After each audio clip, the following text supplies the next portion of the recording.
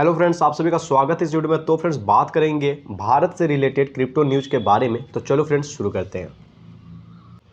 तो फ्रेंड्स बात करते हैं सबसे पहले वाले न्यूज़ के ऊपर में। तो यहाँ पर देखो बोला जा रहा है कि 3 इंडियन क्रिप्टो जो एक्सचेंजेज है उनके ऊपर नज़र बनी हुई है, आप इस तौर पे समझ सकते हो। और यहाँ पर ये जो मामला है ये है ड्रग ट्रेड से रिलेटेड, मतलब इस पर इन्वेस्टिगेशन वगैरह जो भी है ये चीज़ें चलेंगी।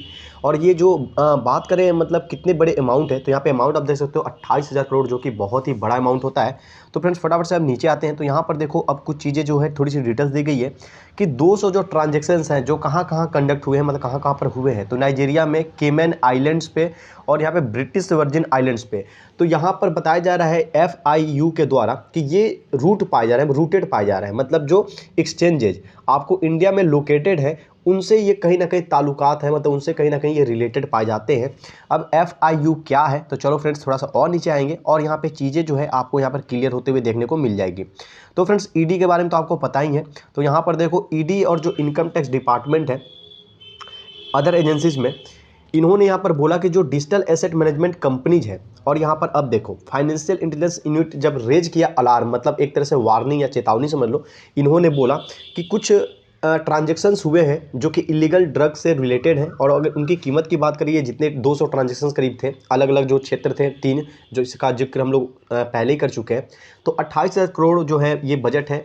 और इसमें बोला जा रहा है कि ये रूटेड है, मतलब कि जो 3 एक्सचेंज हैं जो कि लोकेटेड है इंडिया में, वो भी थोड़े बहुत जुड़े या किसी भी तरह से इनसे कनेक्टेड पाए जा रहे हैं। अब यहाँ पे ये नहीं साबित हो रहा है कि ये जो 3 एक्सचेंजेज हैं वो कितने हद तक कनेक्टेड है या उनका कितना योगदान है या वो किस तरह से मतलब एक्टिविटी मतलब इसमें इन्वॉल्व है। बट ये बोला जा रहा है कि वो कहीं ना कहीं कनेक्टेड है। तो फ्रेंड्स अब ये जो रिपोर्ट है, अब यहाँ पे देखो ये इन्होंने रिसीव किया है, जो ED है और जो IT डिपार्टमेंट है, इनको ये रिपोर्ट रिसीव हुई है किससे, तो यही आपको FIU, जो कि ऊपर में हम लोग ने अभी पढ़ा था, फाइनेंशियल इंटेलिजेंस यूनिट है, जिसने डिटेल्ड में जो उनकी फाइंडिंग्स है, जो उनकी रिपोर्ट है, उसको इन्होंने इंडिया को प्रोवाइड किया है। और यहाँ पर ये जो रिपोर्ट है आपको इकोनॉमिक टाइम्स जो है ये चीज़ें बताता है। अब यहाँ पर देखो तो डिजिटल करेंसी को यूज़ किया जाता था या किया जाता है अभी भी कहाँ पे, तो बाई और सेल करने के लिए ड्रग्स को कुछ कंपनी जो है इस चीज़ को फैसिलिटेट करती है, मतलब कुछ जो कंपनीज हैं या कुछ जो चीज़ें हैं जो इलीगल वे में होती हैं, वहाँ पर डिजिटल करेंसी या क्रिप्टो करेंसी का यूज़ करके लोग ड्रग्स को इधर उधर करते हैं, मतलब ट्रांजेक्शन के तौर पर आपको क्रिप्टो का यूज़ होता है। अब यहाँ पे बोला जा रहा है कि जो ये एजेंसी है वो अभी तक ट्रैक करने में कामयाब हुई है, जो कि कीमत है 28,000 करोड़, जैसा कि ऑफिशियल डाटा के हिसाब से बताया जा रहा है। 200 ट्रांजेक्शन्स हैं टोटल, और जो जगह है वह है नाइजीरिया, ब्रिटिश आइलैंड और एक केमन आइलैंड है। यहाँ पर ये तीनों जगह है जहाँ पर ये 200 ट्रांजेक्शन्स को कंडक्ट किया गया था। और ये अब जो ट्रांजेक्शन्स है इनका कहीं ना कहीं बताया जा रहा है कि जो जड़ है या फिर जो कनेक्शंस है वो इंडिया में जो लोकेटेड एक्सचेंजेज है, जो कि 3 एक्सचेंज बताया जा रहा है, जो कि नाम यहाँ पे क्लियर नहीं किया गया, उनसे कहीं ना कहीं ताल्लुकात रहता है, कहीं ना कहीं जुड़ा हुआ है। अब ये बात करते हैं ट्रांजेक्शन्स पीरियड। तो ये आपको 2019 से लेकर 2021 के बीच की जो ट्रांजेक्शन्स पीरियड है, मतलब उस इतने साल में 200 ट्रांजेक्शन जो है जिनको ड्रग रिलेटेड बताया जा रहा है। अब यहाँ पे नीचे आओ तो यहाँ पर देखो कि development comes days after the Hyderabad narcotic enforcement wing arrested several drug traffickers. यहाँ पर बोला जा रहा है कि ये जो चीज़ें सामने आई हैं या जो चीज़ें निकल कर आई हैं उसके मतलब कुछ दिन बाद ही निकल कर आई, जब हैदराबाद के नारकोटिक्स जो टीम है उन्होंने अरेस्ट किया है सेवरल ड्रग ट्रैफिकर्स, मतलब जो ड्रग वाले लोग होते हैं उनको अरेस्ट किया गया है, क्योंकि वो ऑपरेट कर रहे थे डार्क वेब में, क्रिप्टो ट्रांजेक्शन्स यूज करते थे और डार्क वेब के जरिए जो है वो ड्रग का जो ट्रांजेक्शन्स होता है उसको अंजाम दे रहे थे। तो यही चीज़ें थी यहाँ पे खुलकर, बाकी और चीज़ें क्लियर नहीं हो पाई हैं, आने वाले टाइम में क्लियर हो सकता है, बट जितना अपडेट है मैं वो आपको बता रहा हूँ। अब यहाँ पे फटाफट से फ्रेंड्स देखो तो जो क्रिप्टो करेंसी का यूज है वो बताया जा रहा है कि काफ़ी बूम हुआ इंडिया में। अगर बात करें तो वो कब, तो कोविड-19 के आउटब्रेक के बाद में। और यहाँ पे बोला जा रहा है कि बहुत सारे ऐसे लोग हैं जिन्होंने क्या कर रखा है, तो इन्वेस्ट कर रखा है क्रिप्टो करेंसी में।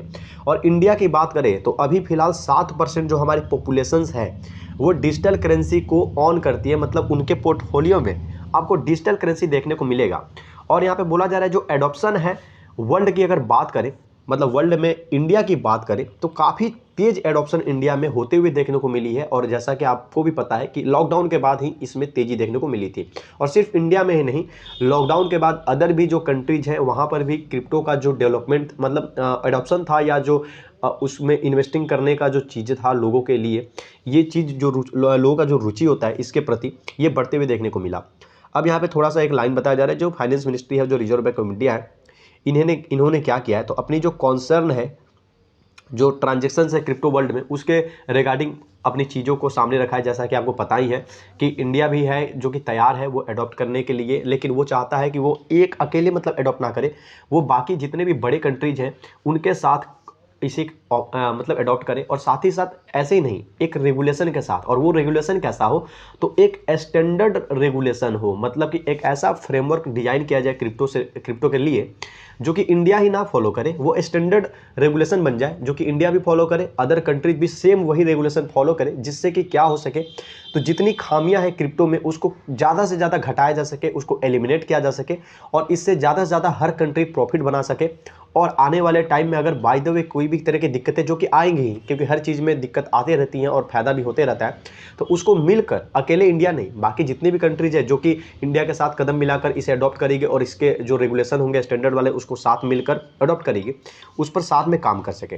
तो ये चीज़ें थी। अब कुछ और न्यूज़ है उसे भी हम लोग फटाफट से देखते हैं, और उस पर जाने से पहले आप यहाँ पे देख लो, यहाँ पे बोला जा रहा है कि जो रिस्क है मनी लॉन्ड्रिंग का, ड्रग ट्रैफिक का, टेरर फंडिंग का, वो सब चीज़ें इसमें देखने को मिलती है, जिसके बारे में जो फाइनेंस मिनिस्टर सीतारमन है इन्होंने बहुत बार बोला है। तो चलो फ्रेंड्स फटाफट से बढ़ते हैं अगले न्यूज़ के लिए।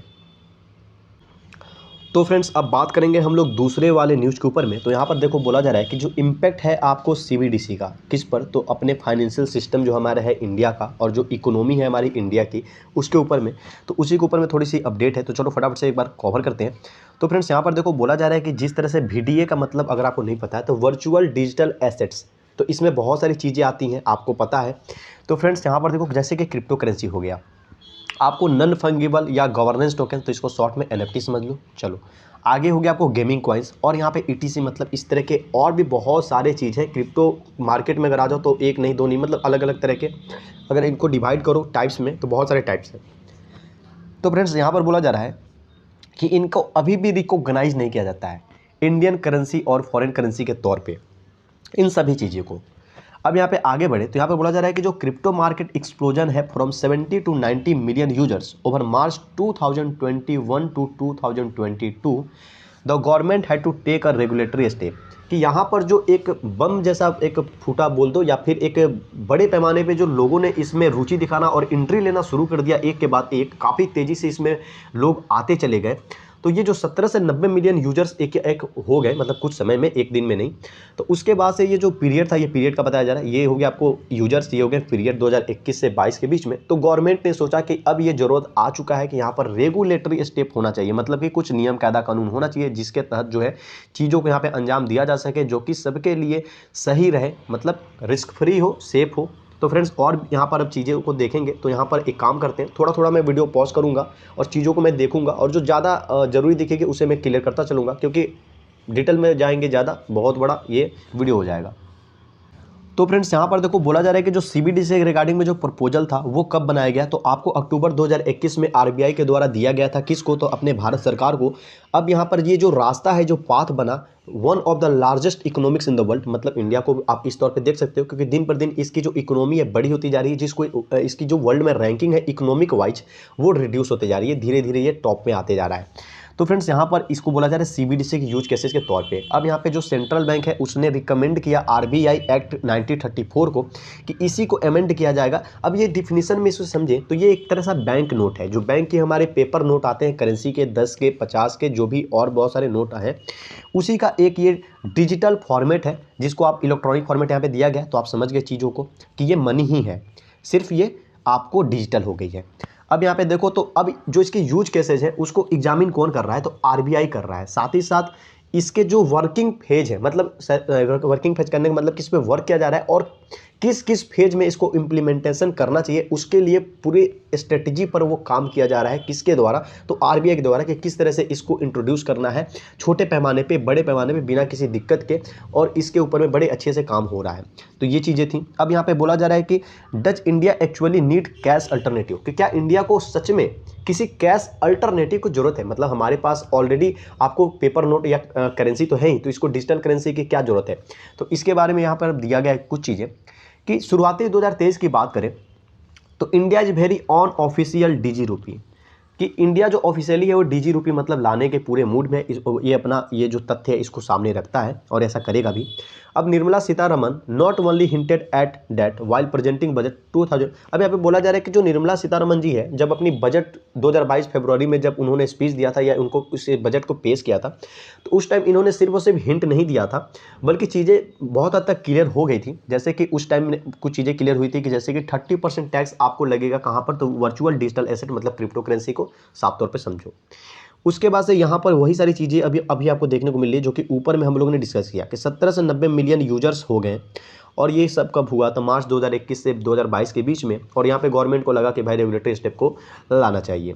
तो फ्रेंड्स थोड़ा सा और नीचे आते हैं। अब यहाँ पर देखो बोला जा रहा है कि section 115BBH doesn't legalise crypto transaction, कि ये जो सेक्शन है ये क्रिप्टो के ट्रांजेक्शन है उसको किसी भी तरह से लीगलाइज नहीं करता है। ये इंडिकेट करता है कि government possible legitimation of video exchange in the future, कि जो वीडियो एक्सचेंजेज है उसके लिए जो मतलब कुछ चीज़ें हैं जो कि और सही किए जा सकते हैं, वो हो सकता है गवर्नमेंट इसको पॉसिबल संभव कर सकता है, लेकिन अभी नहीं, आने वाले फ्यूचर में। और ये कब होगा पता नहीं, बट फ्यूचर में हो सकता है। अब यहाँ पे बोला जा रहा है sure provide some sense of relief among crypto traders, कि इन सभी चीज़ों से ये तो कंफर्म होता है कि जो क्रिप्टो के ट्रेडर्स हैं उनको इनसे थोड़ी बहुत रिलीफ मिलती है, तसल्ली मिलती है कि चलो ठीक है, चीज़ें जो है गवर्नमेंट सही करना चाह रहा है और गवर्नमेंट करेगा और आने वाले टाइम में कुछ चीज़ें को गवर्नमेंट और बेटर करने की उम्मीद रखता है। मतलब इससे दिलासा मिलता है कि चलो गवर्नमेंट स्टेप जो है ले रहा है और आने वाले टाइम में सब कुछ सही होते हुए देखने को मिल जाएगी। तो फ्रेंड्स अब यहाँ पर हम लोग बात करते हैं कि ये जो बोला जा रहा था कि मतलब कि इसका क्या क्या इम्पैक्ट हो सकता है, तो उसे मैं एक बार ढूंढ लेता हूँ और सीधे हम लोग उस पॉइंट पे पहुँचते हैं और उसको डिस्कस करते हैं। तो फ्रेंड्स फाइनली देखो हम लोग जिस टॉपिक पे बात करना शुरू किए थे, मतलब ऊपर में जो टाइटल था वो यहाँ पर है कि जो CBDC है वो क्या करेगा, इंडिया के इकोनॉमी को बूस्ट करेगा, आगे बढ़ाएगा या फिर इसे नीचे ले आएगा। तो यहाँ पर बोला जा रहा है कि जो इनफॉर्मल जो इलिसिट सेक्टर है वो लगभग 53% इंडियन इकोनॉमी को ओवरऑल कवर करते हैं। जो इनफॉर्मल और इलिसिट मतलब इलीगल जो सेक्टर है वो 53% इंडियन इकोनॉमी को ओवरऑल कवर करते हैं। अब यहाँ पे ये कोडिफाइंग जो करना है, जैसे कि जो पेपर बेस्ड करेंसी है, जो ये paper based currency traditional culture है, ये क्या करता है, तो ये करेगा आपको रिड्यूस करेगा जो शैडो इकोनॉमी है इंडिया में। और साथ ही साथ यहाँ पे ट्रांसपेरेंसी और इफिशिएंसी की बात की जा रही है जो कि पहले से ज़्यादा बढ़ सकता है। सेकेंडली बात करें तो यहाँ पर देखो जो एक्सपेंस है किससे, तो जो हमारी पेपर मनी है जो क्या करती है, तो आरबीआई के अकाउंट बुक्स में जो सिग्निफिकेंट एक महत्वपूर्ण जो पोर्शन है, जो हिस्सा है वो कवर करता है। कौन सा, तो हमारे जो पेपर मनी है उसके जो एक्सपेंसेज है वो।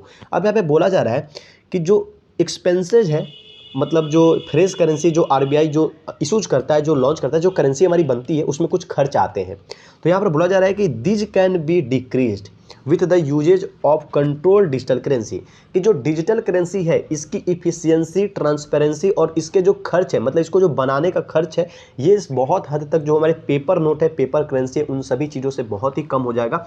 तो अगर दोनों ही पॉइंट की बात करें तो दोनों ही पॉइंट यही इंडिकेट करती है कि किसी भी एंगल से ये जो CBDC है ये इंडियन इकोनॉमी को नीचे तो नहीं हिलाने वाला है, बूस्ट भले ही करेगा, क्योंकि इंडियंस जो गवर्नमेंट है, भारत सरकार है और यहाँ तक कि जो अदर कंट्रीज हर जगह CBDC, मतलब कोई ऐसी कंट्रीज आपको बड़ी और नामी पॉपुलर कंट्रीज नहीं देखने को मिलेगी जहां पे CBDC के बारे में स्टडी या CBDC के बारे में ट्रायल या CBDC के ऊपर काम होता नहीं देखने को मिल रहा है। तो फ्रेंड्स यही चीज़ें यहाँ पे बोली जा रही है कि हर एंगल से आपको CBDC जो है इंडिया को भी बेनिफिट करने ही वाला है, क्योंकि इसकी एफिशिएंसी, ट्रांसपेरेंसी और इसके जो खर्च है वो सब कुछ बहुत कम है।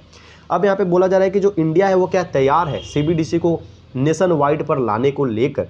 तो यहाँ पर बोला जा रहा है कि जब डिजिटल करेंसी के साथ डील करने की बात आती है, जैसे कि जो रूरल सेक्टर इकोनॉमी है which is still using old method, जो कि अभी भी पुराने तरीके के मेथड यूज करते हैं। अब रूरल से आपको पता होना चाहिए गांव वाले जो सेक्टर हैं इंडिया के, उसके बारे के मतलब गांव वाले सेक्टर जो है उसके इकोनॉमी जो है उसके बारे में बात की जा रही है। अब यहाँ पे बोला जा रहा है जो इसेंशियल बैंकिंग सर्विसेज है में एक्सपीरियंस फ्रिक्शन, कि यहाँ पर थोड़ी बहुत चीज़ें बदलते हुए देखने को मिल सकती है, क्योंकि गांव में अभी भी पुराने ही ट्रेडिशनल चीज़ें होते आ रही हैं। अभी भी जैसे आप शहर में जाओ, बड़े बड़े जगह पे जाओ तो वहाँ पे कैशलेस चीज़ें, बहुत सारी नई नई जो पेमेंट के मोड आ गए हैं उसको यूज करते लोग देखने को मिलते हैं। बट गाँव में अभी भी लोग पेपर वाले नोट को लेकर ही हर जगह ट्रांजेक्शन करना पसंद करते हैं, उनको वही सारी चीज़ें समझ आती है और ठीक लगती है। अब यहाँ पे जो बोला जा रहा है CBDC के जो वाइड विस्ट है वो मतलब वाइड विस्ट जो फैलाव है वो क्या करेगा, तो सर्टेनली जो है निश्चित तौर पे इंक्रीज करेगा जो ऑनलाइन ट्रांजेक्शन है और जो साइबर थ्रेट्स है ये मतलब ऑनलाइन ट्रांजेक्शन जो साइबर थ्रेट है उसको थोड़ा बहुत इंक्रीज करेगा, मतलब जो साइबर वाले अटैक वाले जो खतरे होते हैं वो भी बढ़ेगा, साथ ही साथ फायदा तो देगा बट रिस्क जो है, थ्रेट जो है वो भी बढ़ने वाला है। तो फ्रेंड्स लगभग चीज़ें आपको समझ में आ गई होगी। अब इसे यहाँ पर देखो तो और भी बहुत सारी चीज़ें हैं बट वीडियो बहुत लंबी हो जाएगी, इसलिए ज़्यादा इसे डिटेल में नहीं आते हैं क्योंकि इंडिया से रिलेटेड 2 न्यूज़ कवर करने में थोड़ा सा टाइम ज़्यादा लग गया। तो फ्रेंड्स ये जो न्यूज़ वगैरह है अगर आप सर्च करो ना गूगल पे तो आपको इजीली मिल सकती है। तो ऐसा नहीं है कि इसमें बहुत सारा पहाड़ वाला चीज़ होता है, आप खुद भी कभी गूगल पे सर्च करो आपको मिल जाएगी। कभी कभी जो मेरी तरफ से कमी रह जाए वीडियो में, अगर आपको लगे कि कुछ पॉइंट मुझे और डिटेल में बता देनी चाहिए थे, मुझसे कुछ पॉइंट छूट गया, तो आप गूगल पर जाओ और वहाँ पे सर्च करो, सेम टॉपिक आपको मिल जाएगा। आप खुद से थोड़ा बहुत पढ़ लो, समझ जाओगे चीज़ें। तो फ्रेंड्स चलो फटाफट से एक लाइक कर दो, और जो लोग भी इस चैनल पर नए हो वो चैनल को सब्सक्राइब कर लो इसी तरह की वीडियोस पाने के लिए।